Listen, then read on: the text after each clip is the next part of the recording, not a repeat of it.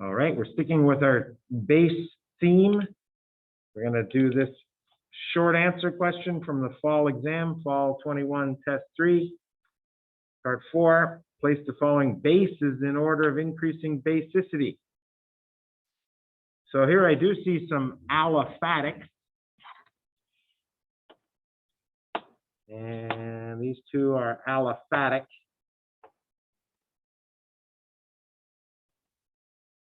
So in terms of the amines, these will be the top ones. But keep in mind, the one to the right of it is an aliphatic amine that's lost its proton, which means something that was a base is even more basic than it was before. Think about it. An amine will pick up a proton to become its conjugate acid. Well, this thing already lost the amine proton and it's going to become an amine. So this is by far the best base. So what we're going to say is it's the only N minus on the page, so that helps your explanation. Conj base of an amine with N minus is a very strong base.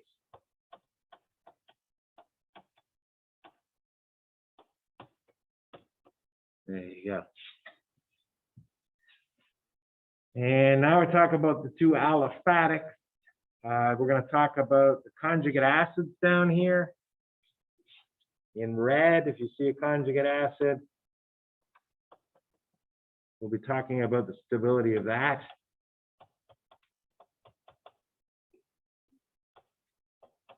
We got that one. This is from IV, and this one's from V.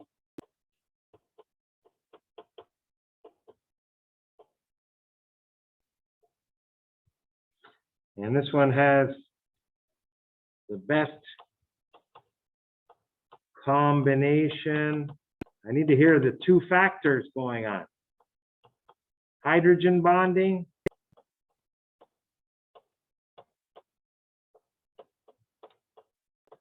and hyperconjugation. They go in opposite directions.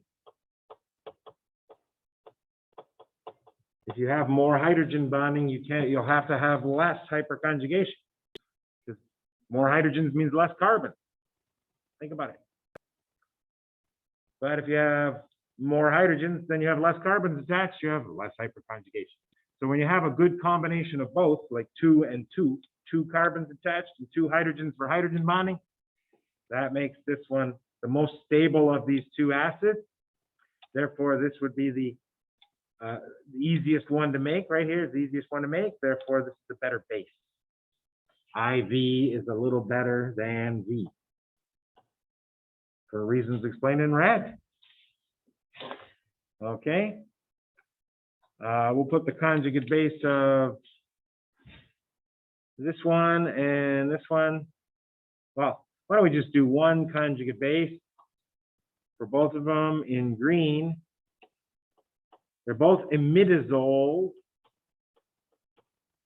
Do not put the H on that. Do not put it over here. Need to put it over here. I didn't need the methyls. I want a generic imidazole here. Sorry. That looks bad. 1, 2, 3, 4.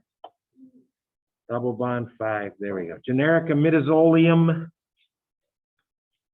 And which ones do I like better? This has sp2n plus is bad, is less stable than sp3. What am I talking about? I'm talking about those guys.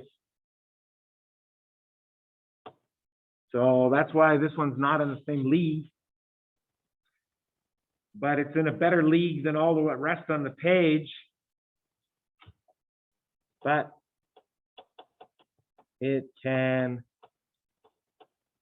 resonate, one, with other N plus, sorry, with other N lone pair, two, aromatically. It's resonating aromatically. It's aromatic. It's got this lone pair here. Can use it. There you go. And a little more discussion. What kind of groups help carbocations? Well, methyl groups help carbocations. They've both got the methyl groups. They help by hyperconjugation. This one has an even better helper right here with a lone pair on the O. So I'm just going to say CH3O, lone pair, imide, helps C plus, or N, it's not a C plus, it's an N plus, by resonance. So that's what puts VII a little better than VIII, a little better than VII. Then we're looking for the pyridines. They're the next category down, just like we did in our previous video.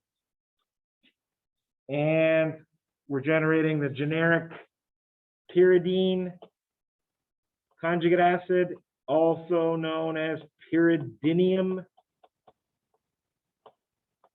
for both of these. Pyridinium, sp2N, is aromatic, but it's got the same thing going on as aromatic resonance with N plus, but it doesn't have another N to resonate with. That's not quite as good, is it? There's not another N. C2N plus is aromatic.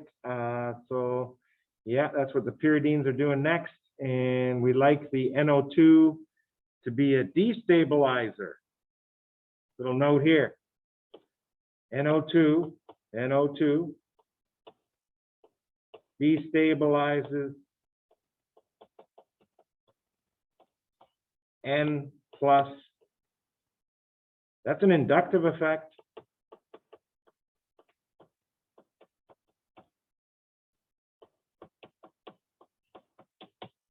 And that's bad. So we don't like it as good as well as 1. And then, did I have one too many boxes? I'm pretty sure I did. We have 8 molecules in 9 boxes. 1, 2, 3, 4, 5, 6, 7, 8, 9. So on the key, I probably erased one of these guys. There you go. Never there. Okay. And we got to talk about aniline. Roman numeral VI or III, baby blue. When this goes to this,